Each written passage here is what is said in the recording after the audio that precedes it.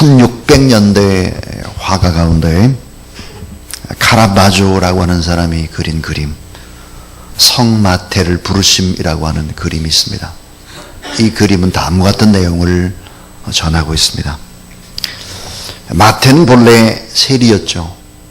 세관에서 세리들이 쭉 앉아 있는데 예수님께서 나를 따라오너라 라고 말씀을 하십니다.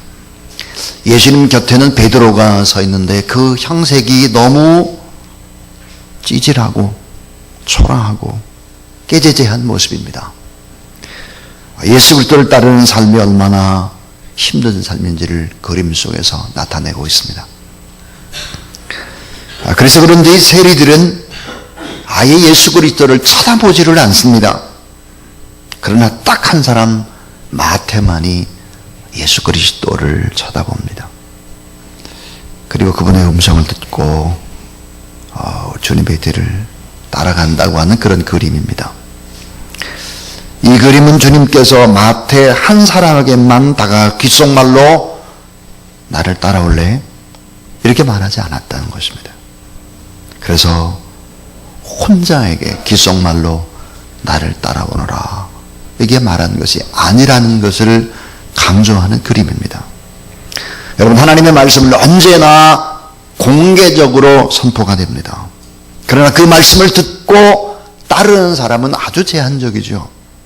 따로 있는 것입니다. 듣긴 듣는데 잘 따라오지를 않는 그런 모습들이죠. 우리에게 가장 큰 복은 뭘까? 그것은 하나님의 말씀을 잘 들을 수 있는 복이 최고의 복이라는 사실을 믿으시기 바랍니다. 예수님이 여러 번 강조하셨어요. 귀 있는 사람은 들을지어다 그랬습니다. 이 귀는 신체의 일부분인데 이 신체의 일부분의 귀를 얘기하지 않아요. 귀 있는 자는 다 들을지어다 그랬는데 그것은 하나님의 말씀을 들을 수 있는 은혜를 입으라 그 말이죠. 오늘도 하나님의 말씀을 전할 때 그 말씀이 잘 들려지는 그 은혜가 여러분의 마음 가운데 임하기를 주의 이름으로 축원합니다. 하나님께서는 아브라함이라고 하는 복의 근원, 이 사람을 부를 때 한 사람에게만 나를 따르라 이렇게 말씀하시지 않았고 공개적으로 말씀을 하셨을 것입니다. 우리가 신명기 28장의 복에 관한 이야기를 지금 하고 있습니다. 이건 뭘 얘기할까? 통틀어 아브라함의 복을 얘기하는 것입니다. 그렇다면 이 아브라함이 과연 어떻게 해서 하나님 앞에 복을 받았나 하는 것이죠. 아브라함만이 말씀을 듣는 복된 길을 가지고 있었다는 거예요. 그 시대에. 사실은 어때요? 그래서 이 복되신 하나님의 말씀을 듣고 하나님을 만나고 자신도 복이 되고 믿음의 조상이 되고 복의 근원이 될 수 있었다는 거죠. 자, 여러분 잘 한번 생각해 보세요. 이 서론 부분에서 성경은 분명히 이런 것을 못 박습니다. 하나님의 말씀을 따라간 사람의 인생과 사람을 따라간 인생의 차이를 성경은 분명히 못을 박고 있습니다. 창세기 12장 4절에 아브라함이 여호와의 말씀을 따라갔고 따라해 주세요. 롯도 그와 함께 갔으며. 자, 아브라함은 여호와의 말씀을 따라갔는데 조카 롯은 하나님의 말씀을 따라간 것이 아니라 아브라함을 따라갔다 하는 것입니다. 사람을 따라간 것이죠. 그러니까 하나님의 말씀을 따라간 사람의 인생과 사람을 따라간 인생은 확연히 다르다 하는 것을 성경은 보여줍니다.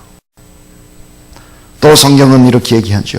창세기 12장 7절 8절에 보니까 여호와 앞에 제단을 쌓았다. 가는 곳마다 하나님 앞에 예배를 드리는 사람과 그렇지 않은 사람의 인생은 시간이 지나면 확연히 다르다는 거예요. 전혀 다르다. 시간이 흘러 아브라함과 롯 사이에 가축이 점점 많아져 가지고 더 이상 함께 갈 수가 없습니다. 서로 종들이 싸우는 것입니다. 아브라함은 땅을 나눌 때 선택권을 롯에게 주는 것이죠. 롯은 소할 땅, 눈에 좋아 보이는 소돔과 고모라를 선택하는 것입니다. 아브라함이 선택한 것은 어디일까? 성경은 이렇게 말하죠. 창세기 13장 18절 이에 아브라함이 장막을 옮겨 헤브론에 있는 마므레 상수리 숲에 이르러 거기 거주하며 거기서 여호와를 위해 제단을 쌓았더라 그랬습니다. 자, 헤브론에 있는 마므레 상수리의 숲을 그랬습니다. 여러분, 헤브론이 뭡니까? 헤브론. 성경을 많이 읽은 사람도 헤브론이 무슨 뜻인지는 잘 모릅니다. 따라하세요. 헤브론은 교제의 자리. 하나님과 교제하는 자리라. 이에 아브라함이 장막을 옮겨 헤브론에 있는 마므레 상수리 숲으로 이르러 거주하며 거기서 여호와 하나님 앞에 제단을 쌓았더라. 헤브론이 뭘까? 조카 롯에게 좋은 땅을 양보하고 난 후에 산에 들어가서 제단을 쌓았다. 헤브론은 교제의 자리라는 뜻입니다. 그러면 마므레라는 뜻은 뭘까? 마므레. 이 마므레라고 하는 뜻은 열렬히 활발히 그런 말이에요. 그러니까 아주 열렬히 활발히 여호와 하나님과 교제하는 자리, 예배하는 자리에 있었다는 것이죠. 자, 하나님 앞에 제단을 쌓는 사람과 화려하게 눈에 보이는 좋은 것을 따라간 사람의 인생은 완전히 다르다 하는 것을 보여주는 것이죠. 성경은 또 분명히 이렇게 얘기를 합니다. 삶의 결과, 그 축복과 저주다 하는 것입니다. 아브라함은 복을 받는데 어떤 복을 받을까요? 성경이 이야기하는 기준의 복을 다 받습니다. 예를 들어서 창대함과 번영의 길을 걸어갑니다. 행복한 웃음의 길을 가죠. 여러분, 이삭은 어때요? 하나님이 나를 웃게 했다라는 뜻이에요. 아브라함이 백세의 아들 이삭은 행복한 웃음이라는 뜻입니다. 또 선함과 아름다움의 길을 걸어가는 것입니다. 또 바른 정도의 길로 걸어서 믿음의 이정표를 남겼다는 거예요. 그래서 이 바라크라고 하는 이 복을 받다라고 한 이 정도에 벗어나지 않았어요. 아브라함은 성경의 기준의 복을 다 받은 것입니다. 그런데 여러분, 사람을 쫓아다니고 하나님의 말씀을 따라가지 않고 예배의 자리에 있지 않고 눈에 좋은 화려한 세상의 문화에 빠졌던 사람, 그 사람 롯은 저주를 받죠. 점점점 좁아지는 것입니다. 망하는 허망의 길로 가는 것이고 죽음과 타락의 길로 가는 것이고 자녀들이 다 타락합니다. 완전히 다 타락하죠. 추하고 험악한 흔적을 남기는 것입니다. 잘못된 길로 걸어간 거예요. 불신앙의 이정표를 남겼다는 거예요. 삶의 결과는 이렇게 너무나 다른 것입니다. 성경은 또 분명히 분명히 이야기하죠. 양보하고 손해보고 제단을 쌓았던 헤브론 마므레 상수리 숲이 과연, 다시 말하면 아브라함이 열렬히 하나님과 교제하고 하나님 앞에 예배드리고 찬송하던 그 자리가 어떻게 됐을까? 후손에게 하는 거예요. 그러니까 후손은 어떤 축복을 받을까 하는 거죠. 후손. 이 헤브론에서 아브라함의 후손 다윗은 왕이 됩니다. 다윗이 세우는 왕국, 유다 왕국의 수도가 바로 헤브론입니다. 무슨 얘기를 하려고 하느냐? 예배의 자리에 있고 말씀을 따라갔던 사람들의 후손들, 그들은 그 땅 후에도 아름다운 축복의 길을 걸어가는 것입니다. 자, 여러분, 모든 진정한 복은 어디에서 시작이 될까 하는 것입니다. 그것은 바로 여호와 하나님의 말씀을 듣느냐 듣지 않느냐 하는 것입니다. 오늘 이 자리에 나온 여러분의 삶이 복된 삶이 될 것을 믿으시기 바랍니다. 하나님과의 모든 관계에서 오는 복이 진정한 복이죠. 하나님의 말씀을 쫓고 하나님과 가까이 하는 자가 복이 있는 자다 했습니다. 그래서 오늘 꼭 하나 서두에서 강조하고 싶은 것이 있습니다. 하나님을 가까이 하지 않을 수 없도록 하나님은 가끔 내게 가시를 줍니다. 가시. 하나님 앞에 기도할 수밖에 없고 하나님 앞에 예배 드리지 않으면 도저히 안 되고 하나님 앞에 나오지 않으면 견딜 수 없는 그런 아픔과 고통, 이 가시도 축복이 되는 것을 믿으시기 바랍니다. 사도 바울은 가시라는 것 때문에 진정한 복이 무엇이고 진정한 은혜가 무엇이고 진정한 강함이 무엇인지를 알았습니다. 여러분에게 무슨 가난이라든지 질병이라든지 무슨 사건이나 사고나 이런 것들 때문에 오히려 이전에 나왔다면 그 가시 때문에 축복이 된다는 사실을 믿으시기를 바랍니다. 하나님을 가까이 하지 않으면 나는 안 되는 인생, 그런 헐떡거림과 그런 사모함을 가지고 하나님의 말씀을 받고 기도하는 여러분의 장래, 여러분의 자녀의 장래, 다 아브라함의 후손처럼 신명기 28장의 복은 다 아브라함의 복을 얘기하는 것입니다. 이런 축복이 여러분에게 있게 되기를 주님의 이름으로 축원합니다. 오늘 저는 현실적인 복이라는 제목으로 하나님의 말씀을 이제 간단히 전하겠습니다. 그 하나가 뭘까? 따라하세요. 성경은 현실적인 축복을 무시하지 않습니다. 성경은 현실적인 축복을 무시하지 않습니다. 신명기 28장 1절부터 14절에 언급된 복의 항목들을 상세히 살펴보면 개인적인 차원의 복이든 민족적인 차원, 나라의 차원이든 이 복이 이 주는 범주는 대단히 현실적이고 구체적인 복입니다. 이상적이거나 그런 것이 아닙니다. 자, 그런데 복에 관한 오해가 있는 것 같습니다. 예를 들어서 복을 영적인 것으로 이해하는 사람들입니다. 보수주의자들이죠. 구원과 제사함을 받았으면 다 됐지, 뭘 세상에 더 말할 게 뭐 있느냐, 이렇게 말하는 사람들입니다. 복을 내적인 정신적인 것으로 국한합니다. 참 평안과 평강과 희락이면 됐지, 내적인 평안, 위로를 받기 위해서. 이것도 잘못된 것입니다.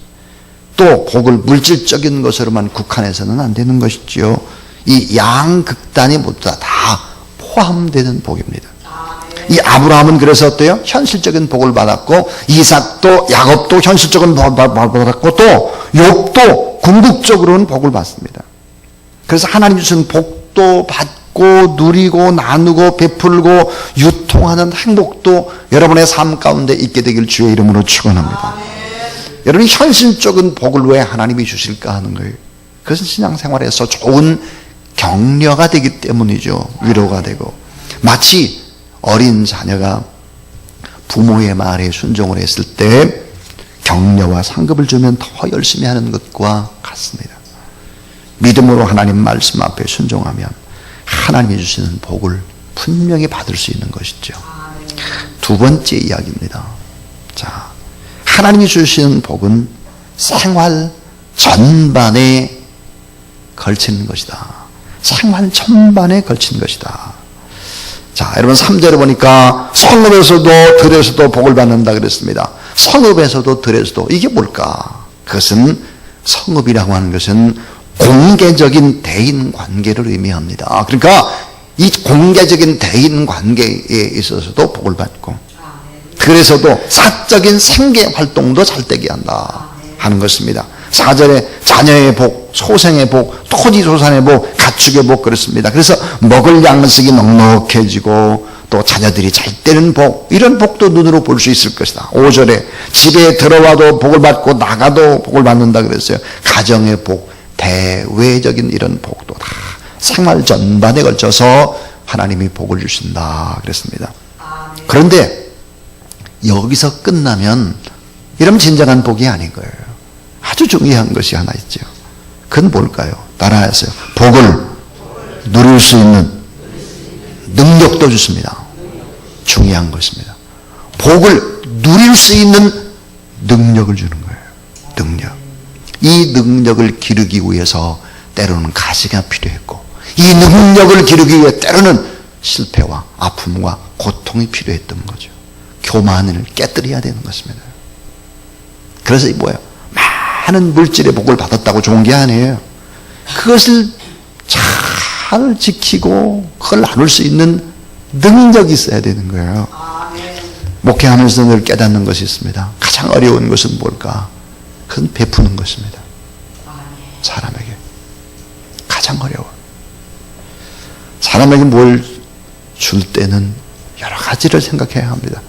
그 사람의 아픔과 그 사람의 고통과 이걸 받을 때 또 힘들어하지 않을까. 이런 걸 다 헤아려야 되기 때문이죠. 선교가 왜 어려울까요? 그런 걸 헤아리면서 뭔가를 줘야 하기 때문입니다. 주는 것이 가장 어렵죠. 다시 말하면 복을 누리고 나눌 수 있는 능력이 여러분에게 함께 임하기를 주의 이름으로 축원합니다. 자, 삶의 전반에 걸쳐서 두루두루 주님이 복을 주시면서 동시에 또 하나 복을 주시는 것이 있습니다. 그게 뭘까요? 따라하세요. 심령의 낙도 주십니다. 마음의 즐거움도 준다는 거예요. 마음에 심령의 낙도 주시고 복을 누릴 만한 능력도 주신다. 그래서 현실적인 복도 하나님 우리에게 주신다. 그래서 창세기 24장 1절에 보면 아브라함의 나이 듦의 노년의 생활을 이렇게 한 구절로 정리하고 있습니다. 따라하세요. 아브라함이 나이가 많아 늙었고 여호와께서 그에게 범사에 복을 주셨더라. 범사에 모든 일에 복을 주셨다. 창세기 24장 1절이에요. 그러니까 생활 전반에 걸쳐서 복을 주실 뿐만 아니라 복을 누릴 수 있는 능력도 주시고 심령의 낙도 주시는 것입니다. 이런 축복이 여러분에게 있게 되기를 바랍니다. 자, 여러분, 세상에 복을 싫어하는 개인이나 민족은 없을 겁니다. 다 복을 받기를 원하죠. 그런데 우리나라 사람처럼 복을 좋아하는 민족 드물 것 같아요. 얼마나 복을 좋아하는지 큰 산에 가면 복을 달라고 빌고 계룡산 산자락에 뭐 큰 나무 무슨 뭐 바위 바다에 가도 뭐 강에 가도 높은 언덕에 가도 심지어 어머니들은 뒷마당에 냉수 한 삽을 떠놓고 막 복 달라고 빌고 이러죠. 그래서 얼마나 복에 민감한 민족입니까? 그래서 보니까 한복에도 다 옷고름에 보면 복자죠. 이불에도 복자예요. 벽에도, 벽의 속에도, 심지어 밥그릇, 그 다음에 수저, 대문간, 창고, 뭐 화장실 앞에도 복이에요. 이게 전부 다 복. 유난히 복을 구하는 민족이죠. 복합니다. 그런데 여러분, 오늘 제 설교의 결론은 이거예요. 복의 흐름, 복의 유통을 알아야 돼요. 유통. 복의 흐름의 과정을 알아야 합니다. 그래서 이 세 번째는 개인의 축복과 가정의 축복과 나라와 민족의 축복은 어디서 시작이 될까 하는 것입니다. 자, 개인의 축복, 가정의 축복, 나라와 민족의 이런 축복은 어디에서 시작이 돼야 되나? 어디에 시작이 될까 하는 거예요. 하나님이 복을 주실 때 복 주는 원칙이 있어요. 따라해 주세요. 교회를 통해서 복이 주어집니다. 교회를 통해서 복이 흘러가는 교회를 통해서. 그래서 결국은 이 교회를 통해서 하나님의 말씀이 증거되어지고 개인이 말씀을 받게 되고 가정의 복을 받게 되고 공동체가 나라와 민족이 결국은 복을 받게 되는 것인데, 그래서 성경에 보니까 뭐라고 이야기를 하고 있는가? 따라해 주세요. 성소를 향하여 너의 손을 들고 여호와를 송축하라. 천지를 지으신 여호와께서, 그 다음에 이렇게 돼 있어요. 시온에서 내게 복을 주실지어다. 시온에서, 이 시온은 교회를 가리킵니다. 시온은 어때요? 하나님의 나라를 가리키는 교회죠, 교회. 그래서 천지를 지은 여호와께서 시온에서 내게 복을 주실지어다. 시편 134편 2절 3절입니다. 시편을 보니까 전부 다 시온이에요. 시온. 시편 128편 4절 5절 여호와를 경외하는 자는 이같이 복을 얻으리로다. 여호와께서 시온에서 내게 복을 주실지어다. 너는 평생에 예루살렘의 복을 보며 시온입니다. 시편 84편 4절 주의 집에 거하는 자가 복이 있다.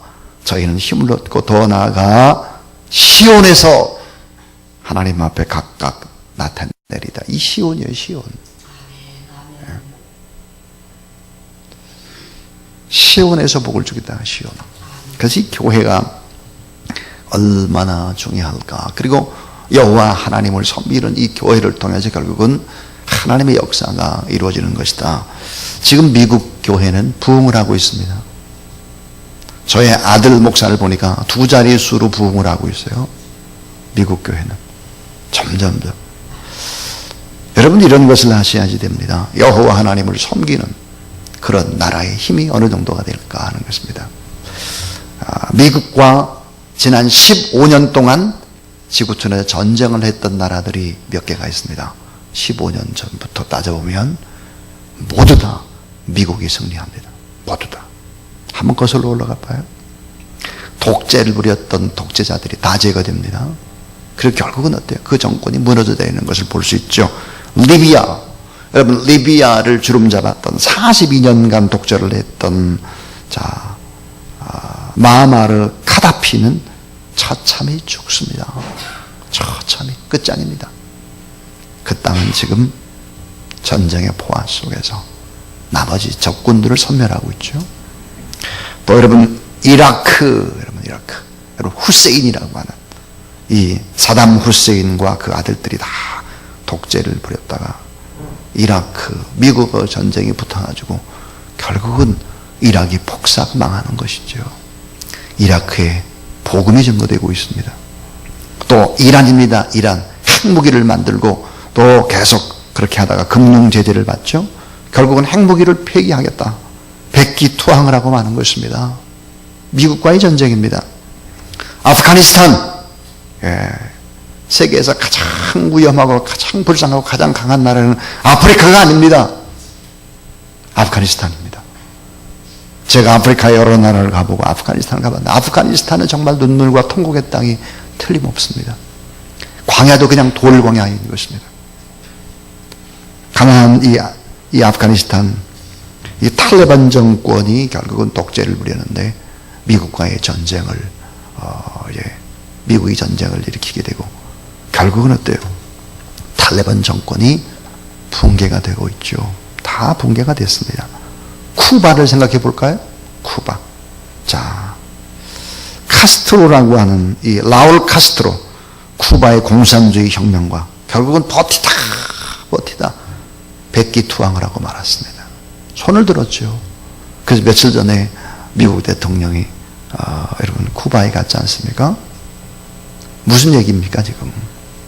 여호와 하나님을 섬기지 않고 독재를 부리고 핵무기를 가지고 이렇게 했던 리비아, 이라크, 이란, 아프가니스탄, 쿠바 다 망한 거예요. 결국은 우리에게 무엇을 얘기할까요? 설교를 하는데 이게 성경을 바닥바닥 넘기면 제가 어떻게 설교를 할까요? 결국은 여러분 다 망하는 것입니다. 우리에게 무엇을 시사하느냐? 북한도 저렇게 가면 망한다는 거죠. 결국은 망해요. 망할 수밖에 없습니다. 여호와 하나님을 섬기는 나라가 어때요? 강하다니까요. 축복에도 법칙이 있고 흐름이 있는 거예요. 그 법칙이 어디서부터 올까? 시온에서 오는 거예요. 시온. 여호와 하나님을 섬기고 여호와 하나님을 예배하고 찬양하는 시온에서부터 그 놀라운 힘과 능력과 은혜가 전달되어지는 것입니다. 그래서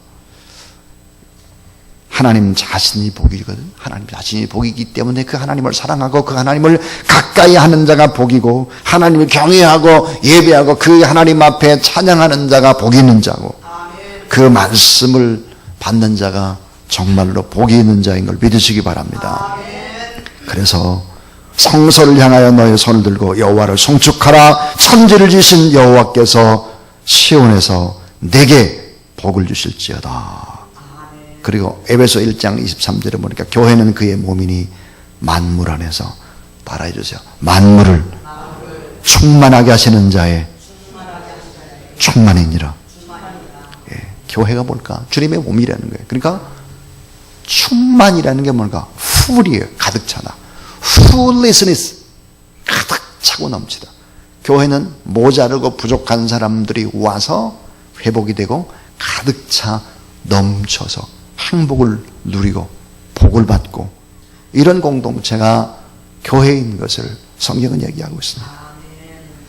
하나님의 살아계심과 하나님의 말씀이 선포되는 교회를 통해서 결국은 하나님을 섬기는 자녀들을 통해서 하나님을 경외하는 가정과 그 나라와 민족을 통해서 하나님의 사랑과 하나님의 공의가 증거될 수 있음을 믿으시기 바랍니다.